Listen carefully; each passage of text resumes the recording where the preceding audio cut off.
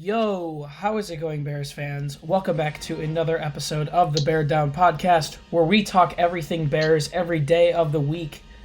I am your host, Chris, and today I am joined with my co-hosts, Parth, and a not-so-happy Jaylen. How is it going, guys? It's going great. Terrible.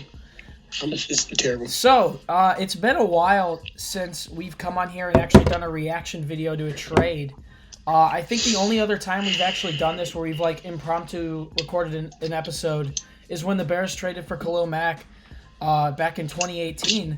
But here we are. So let's get into this one.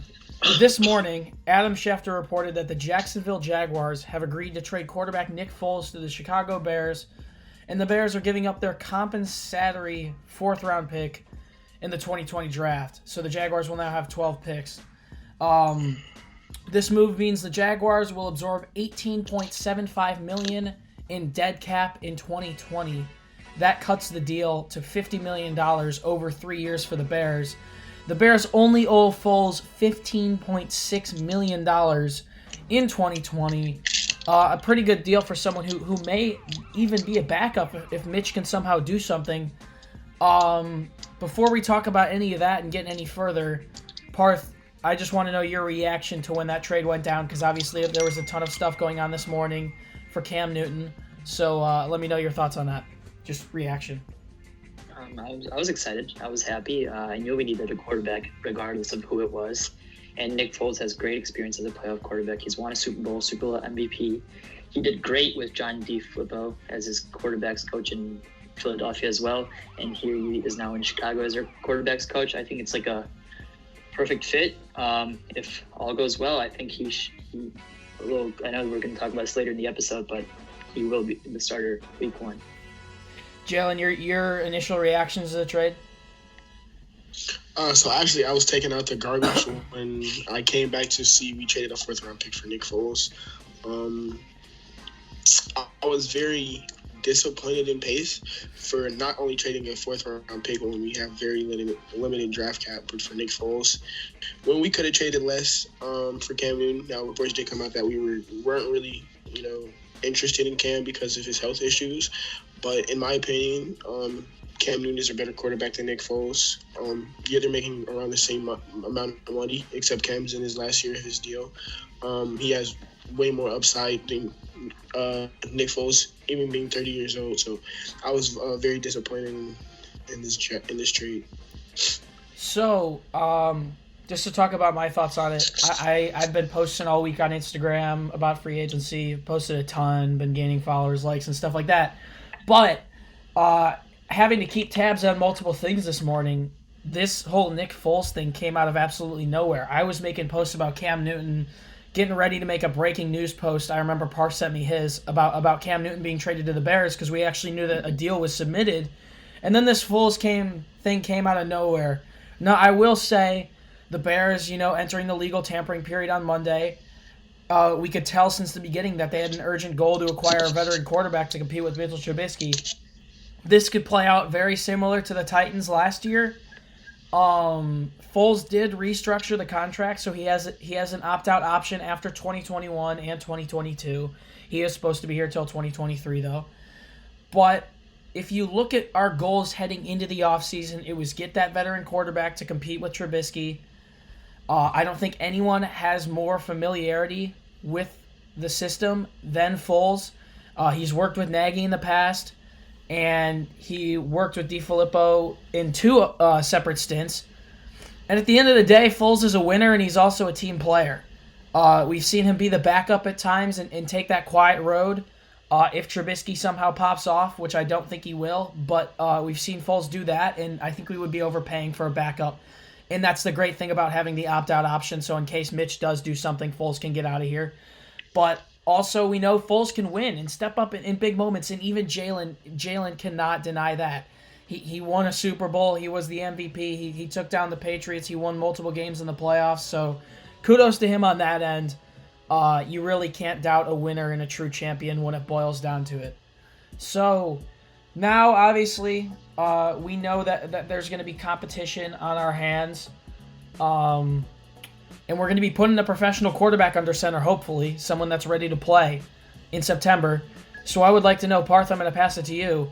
Who's that starting quarterback going to be week 1 in the first week of September? I got my early bets on Nick Foles. I just think he's more prepared. He's been a starter in this league, and he's been proven to be a great starter in this league. Let me say that he won a Super Bowl. Okay, we haven't won a Super Bowl since 1985.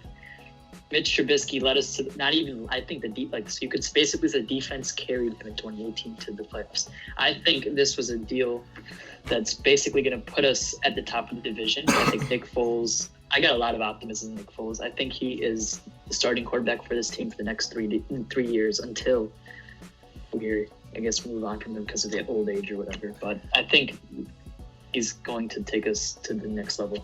Yeah, before I hear Jaylen's opinion on that one, I would like to say a lot of people are asking me what they think about the Bears possibly, drafting a quarterback just to look towards their future.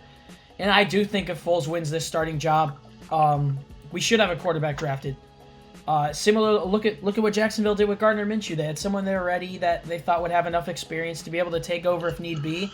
I'm not saying that. I'm saying I think we need a bridge quarterback for maybe 2-3 years down the road when I would assume if Foles works out that Mitch is gone and Foles is getting ready to retire or sign a new contract when he's getting old. So I definitely think Foles will have some good advice for some younger guys.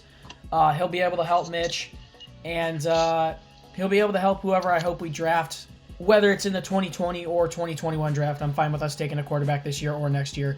But I think that's something that we definitely need to look at, looking towards our future. Now, I kind of got off track there, but Jaylen, who's your week 1 starter? Mitchell David Trubisky. Come on now. I feel like, to be honest, Nick Foles is here to just push Mitch. I'm pretty sure we can all agree that Mitch needs competition. I'm gonna agree with you here. Mitch couldn't go into this season, slated as the starting quarterback. I feel like he definitely needs to be pushed. Something that hasn't happened since his rookie year. So, he definitely needs competition. This is definitely gonna put a chip on Mitch's shoulder that that if he screws up, that he's not gonna start. So hopefully, that's a fire that he can bring out and earn his starting spot back. Excuse me. Yeah, I'm gonna say my week 1 starter is going to be Nick Foles. Jaylen, you just mentioned a chip being put on Trubisky's shoulder to start, but that being said, Foles has never had a season where he started start to end. And that may be due to another quarterback playing well and him coming in later, or an injury like last year. But there's definitely going to be a chip on Foles' shoulder with this good of a defense and what you would assume would be an improved offensive line in Chicago. Let's talk about that in a couple weeks after free agency and the draft are over. There's also Jimmy Graham, who's looking to get his career back under control. Allen Robinson wants an extension and is definitely going to be trying to prove this season that he can do it. You've got targets, you've got weapons in Chicago, and I think Foles is going to be ready to go. We'll see how that one plays out, but I want to circle back around to what I said earlier about drafting a quarterback and just want to ask you guys this. Parth, do you think that it's a reasonable option to look for the Bears to draft a quarterback between God knows when, rounds 2 and 7, I guess, whether it's in this year's draft or next year's draft to start building for the future, or do you think it's too early to be talking about that in case Trubisky does do something? Okay, the problem with this here is training camp starts after the draft, right? So I don't think we draft a quarterback this year regardless. You think 2021? Yeah. It all depends on Trubisky too. If Trubisky can take the keys to the offense and can take this team to another level, I don't think we'll draft a quarterback. I think, but if it comes down to Nick Foles taking the keys, I say we trade Trubisky and then draft a quarterback maybe next year, late round, or the year after late round, to be able to plug in once Nick Foles is gone too. But that's a whole nother situation. Jaylen, your thoughts about other quarterback options moving forward, more specifically drafting someone? This year, I'm gonna have to go with Parth. I doubt we're gonna draft a quarterback. Unless it's like late. I'm definitely sure we're not drafting a quarterback in the second round. If we do draft a quarterback, it's probably gonna be in the 6th or the 7th round. But if we don't, I'm pretty sure we're gonna draft one next year if Nick Foles do win the job. We get rid of Mitch, sadly. But yeah, Absolutely. That's about it. And I'm sorry as I have some dogs barking now, but that's pretty much going to do it for this episode. I would like to say one more thing before we do sign off. I was reading on Twitter just now, and I don't know if you guys know who the Bears blog is, but actually a pretty reliable source. He's been covering the Bears for about 15 years now, pretty close to the organization. Actually, he has some connections with the organization, and he tweeted that it came down to Foles and Dalton, and the Bears preferred Foles over Dalton. So that's an interesting piece to leave you with. Yeah. So that'll pretty much do it for us, guys. I would like to say, with this new quarterback frenzy that we've got, we're going to be pumping out a ton of content on our website. So please be sure to tune in there. beardown.com. You can also find all of our links to our fan pages in the description. And you can follow the podcast on Twitter and Instagram at beardown. That'll pretty much do it for us. I would like to say, man, give Foles a shot. I think you really can't judge it until you see how this one plays out. So, Chicago fans, we have such high expectations in this city, and you have to have optimism when it boils down to it. A lot of people like to be negative, but you have to let things play out before it actually happens, because I think we got Foles on a better contract than many of us expected, so there's at least that. That's one upside to it. And he's going to be familiar with the system. Is going to be able to take it in quicker than hopefully anyone else. Parth and Jaylen, any last words? Stay safe out there. This virus is getting worse. Stay safe. Wash your hands. Don't shake hands with Nick Foles.